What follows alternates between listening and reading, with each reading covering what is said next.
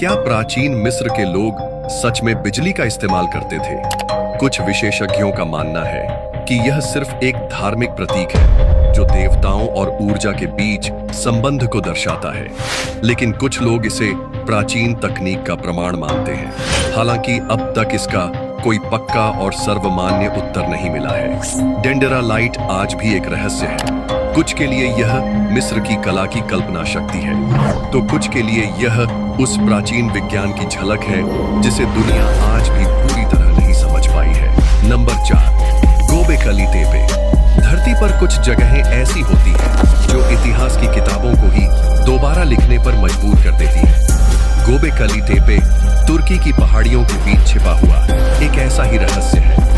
एक प्राचीन मंदिर जो आज तक खोजे गए किसी भी मंदिर से हजारों साल पुराना है। जब 1994 में यहाँ खुदाई शुरू हुई तो किसी को उम्मीद नहीं थी कि जमीन के नीचे इतिहास का सबसे पुराना धार्मिक ढांचा सोया पड़ा है। ये मंदिर करीब 11,000 साल पुराना है, यानी पिरामिड बनने से भी 6,000 साल पहले। यहाँ इंसानी सभ्यता बड़े बड़े पत्थरों को तराशकर धार्मिक संरचना खड़ी कर रही थी।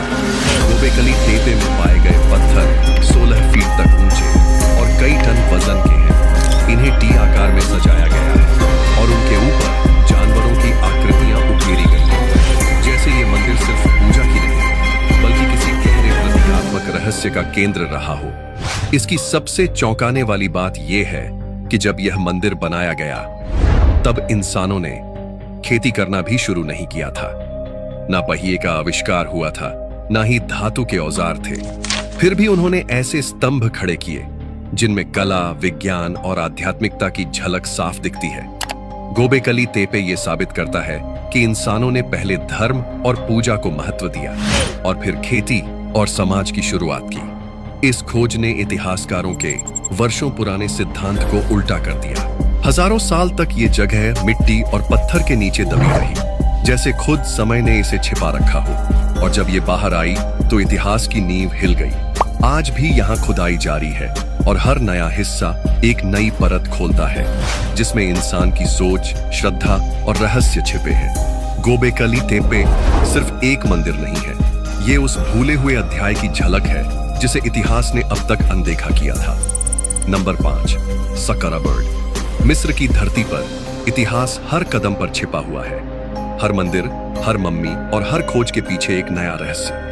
लेकिन कुछ खोजें ऐसी होती हैं जो हर तर्क और समझ को चुनौती देती हैं। सक्कारा बर्ड उन्हीं में से एक है। साल 1898 में मिस्र के प्राचीन शहर सक्कारा में एक पुरातत्विक खुदाई हो रही थी। यहीं पर एक कब्र से निकली एक लकड़ी की मूर्ति, छोटी सी पर उतनी ही रहस्यमयी। देखने में ये मूर्ति एक पक्षी जैसी लगती है, लेकिन जैसे ही विशेषज्ञों ने इसे गौर से देखा तो उन्होंने पाया कि इसका डिजाइन किसी आम चिड़िया जैसा नहीं था।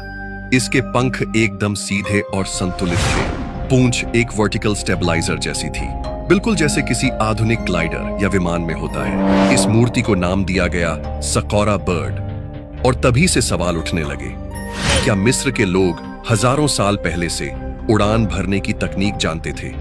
ये आकृति लगभग 2200 साल पुरानी मानी जाती है और इसकी बनावट इतनी परिष्कृत है कि कई वैज्ञानिकों और इंजीनियरों ने इसका एरोडायनामिक मॉडल भी बनाकर टेस्ट किया और नतीजा चौंकाने वाला था। ये आकृति कुछ हद तक उड़ान ले सकती थी। कुछ लोगों का मानना है कि ये सिर्फ एक खिलौना था या फिर किसी पवित्र पक्षी का प्रतीक, लेकिन जो लोग इसे ध्यान से देखते हैं वो कहते हैं कि इसकी बनावट में जो बैलेंस और डिजाइन है वो किसी समझदार तकनीक की तरफ इशारा करता है। एक थ्योरी ये भी कहती है कि ये शायद प्राचीन मिस्र की उड़ान तकनीक का एक छोटा नमूना हो, या फिर उस दौर के वैज्ञानिकों का एक प्रयोग जो आगे कभी पूरा नहीं हो पाया, लेकिन आज तक किसी भी पक्के सबूत से यह साबित नहीं हो पाया कि प्राचीन मिस्र के लोग उड़ान भरते थे। फिर भी सक्कारा बर्ड ने इतिहासकारों और इंजीनियरों दोनों को उलझन में डाला।